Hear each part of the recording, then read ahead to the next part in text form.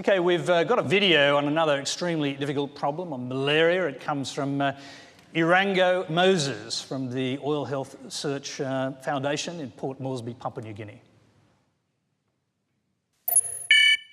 For the last 20 years, we have been hearing that we will have a malaria vaccine within 5 years.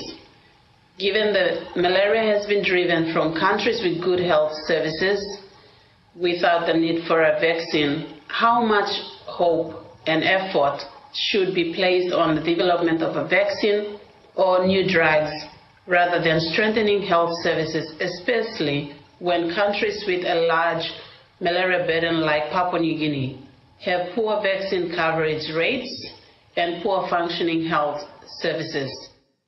Okay, Bill, we know you work with Oil Search in Papua New Guinea. The search for a vaccine is what this is about.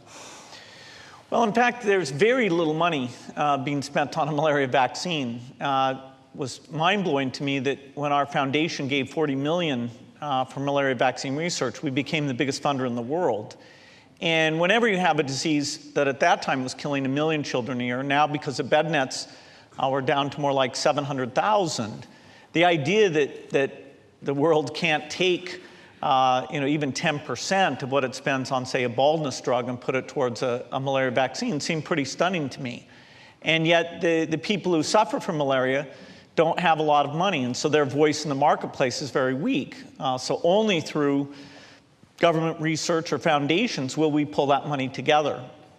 Now, I'm quite optimistic that we understand enough about malaria. We can do what are called challenge models that will eventually come up with one.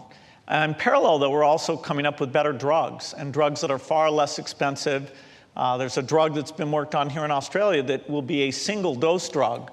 And so the compliance, the need to come back to the health service and take the multiple doses, the side effects will be eliminated. So a lot of the innovation lets you do delivery even in very tough places, where PNG is one of the toughest places to deliver health interventions.